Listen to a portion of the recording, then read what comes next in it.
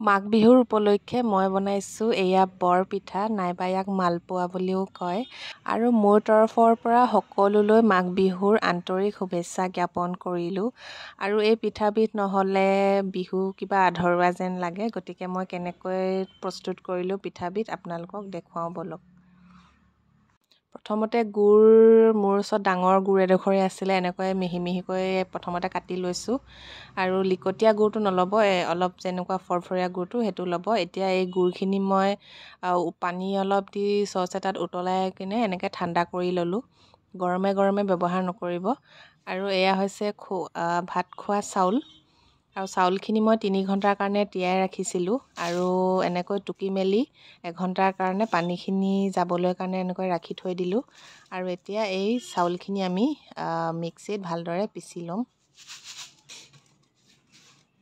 Mixie বাতিটোত চাউলখিনি ভৰাই দিলোঁ আৰু ভালদৰে এইখিনি এতিয়া পিচি ল'ম আমি।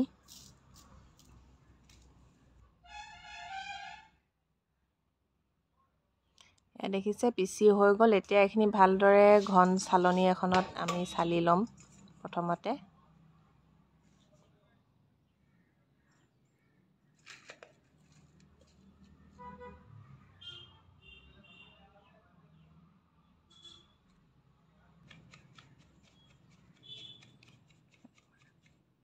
এয়া আমাৰ চালি হৈ গ'ল এইখিনি পিঠা। এতিয়া বাউল এটা লৈছোঁ, তাত মই 3 কাপ এতিয়া চাউলৰ গুড়া দিম। 3 কাপ দিলোঁ চাউলৰ গুড়া আৰু 1 কাপ দিছোঁ ময়দা আৰু আধা কাপ ব্যৱহাৰ কৰিছোঁ চুজি। তাতে অকণমান দিছোঁ নিমখ আৰু আধা চামুচ দিছোঁ বেকিং পাউডাৰ আৰু আধা চামুচ দিছোঁ ইলাচি পাউডাৰ। এতিয়া এইখিনি ভালকৈ মিহল কৰি ল'ম।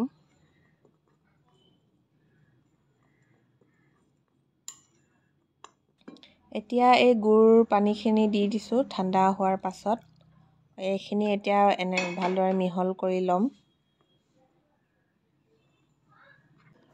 অকণমান ঠাণ্ডা পানী দিছোঁ তাতে। আৰু এইখিনি এতিয়া অলপ দেৰিলৈকে এনেকৈ ফেটি থাকিব লাগিব। আৰু বেটাৰটো অলপ পাতল হোৱা নিচিনা লাগিছে, সেইটো কাৰণে মই আধা কাপ পিঠাগুড়ি ব্যৱহাৰ কৰিছোঁ। এতিয়া পুনৰ এইখিনি ভালদৰে মিহল কৰিম। আৰু আমাৰ বেটাৰটো হৈছেগৈ, বহুত বেছি পাতলো কৰিব নালাগে আৰু বহুত বেছি ডাঠো কৰিব নালাগে, এনেকৈ মিডিয়ামকৈ ৰাখিব লাগিব। আৰু এইখিনি ঘুলি মেলি হৈ গ'ল। এতিয়া এইখিনি এনেকৈ ঢাকি থৈ 1 ঘণ্টা বা 2 ঘণ্টামান ৰাখিলেও হ'ব, নাইবা আগদিনাখনো ফেটি মেলি ৰাখি থ'ব পাৰে।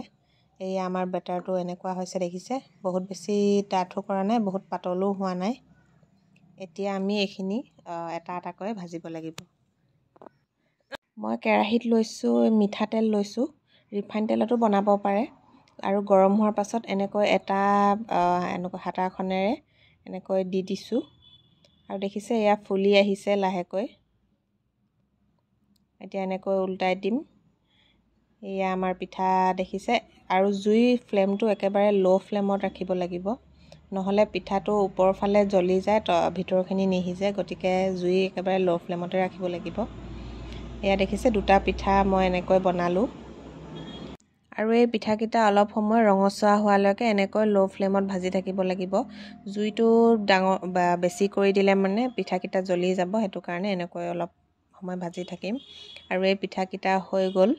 আৰু পুনৰ 2টা আকৌ বনাই দেখাইছোঁ, এনেকৈ হেতাখনেৰে দিলোঁ আৰু এয়া দেখিছে ধুনীয়াকৈ ফুলি আহিছে আৰু এনেকৈ আকৌ লুটিয়াই দিলোঁ।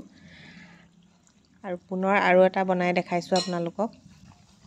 এয়া দেখিছে ফুলি আহিছে ধুনীয়াকৈ। আৰু এনেকৈ পুৰি বনোৱাৰ নিচিনা এনেকৈ ভাজিলেই হ'ল আৰু খুব বেছি টান নহয়, কিন্তু বেটাৰটো ধুনীয়াকৈ বনালে হ'ব। এয়া আমাৰ হৈ গ'ল পিঠা। আৰু দেখিছে সুন্দৰ ফুলা ফুলা মালপোৱা বা বৰপিঠা আমাৰ ৰেডি হৈ গ'ল।